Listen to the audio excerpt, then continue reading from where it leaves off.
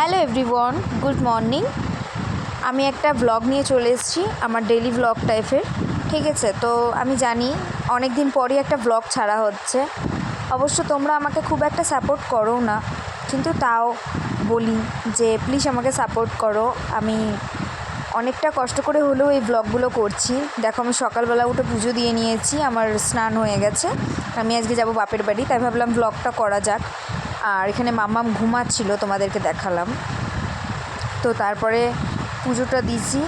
দেখো, আমার এটা সিংহাসন ঠাকুরের, আমি খুব সুন্দরভাবে পুজো দিয়েছি। নেক্সট আমি বাপের বাড়ি এসেছি, তো আমি রাস্তায় না কোনো ক্লিপ নিতে পারিনি। বাপের বাড়িতে এসে বসে রয়েছি, তখন আমি তোমাদের সাথে কথা বলছিলাম। আর কেক নিয়ে এসেছিলাম, আমি নিজেই বাড়ির দিয়ে সেরকম কিছু খাইনি, তাই কেক খাচ্ছিলাম। আর মাম্মামও ওপরে বসেছিল, ওকে বললাম খা, ও বলছে খাবো না। তারপরে এসে মানে কীরমভাবে খাচ্ছে তোমরা নিজেই দেখো, মানে খাওয়া না খাওয়া একদম সমান। ঠিক আছে, ওর কাছে এই খাওয়াটা আবার আমার দিকে তাকাচ্ছে, ক্যামেরার দিকে তাকাচ্ছে।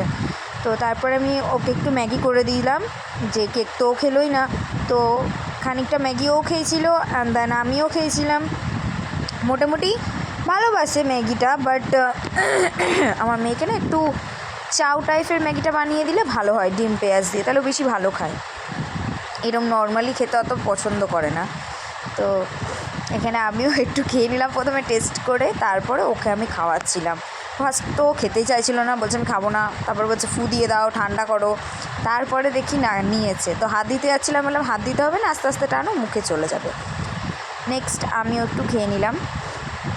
তো দুজন মিলেই খাচ্ছিলাম। ঠিক আছে, 2 প্যাকেট ম্যাগি করেছিলাম। আমার মেয়ে এত ছোটো, এখনই ও 2 প্যাকেট খেতে পারে না, 1 প্যাকেট ম্যাগি খেতে পারে। তারপরে আমার মা আমাদেরকে সাবুর পাঁপড় ভেজে দিল। কদিন আগেই মেলা গেছে তো তোমরা জানো, তো সেখান থেকেই কাঁচা পাঁপড় ছিল, তো মা ভেজে দিয়েছিল আর আমরা খাচ্ছিলাম। আর আমার খুব ভালো লাগে, বিশেষ করে সাবু পাঁপড়টা আমি খুব ভালোবাসি, তাই মা আমাকে বেশি বেশি করেই দিয়েছে। বলছে তুই খা আগে, ঠিক আছে। 3টে না 4টে ছিল, তো ভেজে দিয়েছিল, আমি খানিকটা রেখে দিয়েছিলাম। আর এখানে দুপুর হয়ে গেছিলো, ওকে চান করিয়ে ভাত খাওয়াচ্ছিলাম আমি। আর ও আর আমি না একসাথেই ভাত খাই। মাছের ঝোল হয়েছিল কচু আলু বরবটি দিয়ে, আর ভাত হয়েছিল, শাক হয়েছিল, নোটে শাক ভাজা। আমার মেয়ে শাক ভাজা খায় না, ওই মাছ হলে, মাংস হলে, ডিম হলে একটু বেশি ভালো খায়, নিরামিষটা আমার মেয়ে খেতে চায় না। আর আমরা দুজন মিলে খাচ্ছিলাম। আর তোমরা তো জানোই, কী বলবো, মায়ের হাতের রান্না তো মায়ের হাতের রান্নাই হয়, কি তাই তো? কে কে আমার সাথে একমত কমেন্টে জানাও তো। মায়ের হাতের রান্নার কিন্তু তুলনা হয় না। এরপর আমি একটু বৌদিদের বাড়ি গেছিলাম, সন্ধেবেলায় গিয়ে বসেছিলাম বৌদিদের ঘরে। ঠিক আছে, তো আমার নিজের বৌদি নয়, এটা আমার নিজের জেঠিরই ছেলের বউ। তো তাদের ঘরে গেছিলাম, গিয়ে ওখানে আমাদের তো দাদার বই নিয়ে পড়ছিল, মানে এতটা মানে কনফিডেন্স ওর যে ও ওই বইটা পড়তে পারবে। তারপর অনেকক্ষণ ওখানে বসলাম, আড্ডা দিলাম। তারপর দেখি আস্তে আস্তে ওর বাবা চলে আসছিলো, দিয়ে আমরা খাওয়া দাওয়া করে রাত্রিরে একবারে বাড়ি চলে এসেছিলাম, রাস্তার কোনো ক্লিপ নিইনি।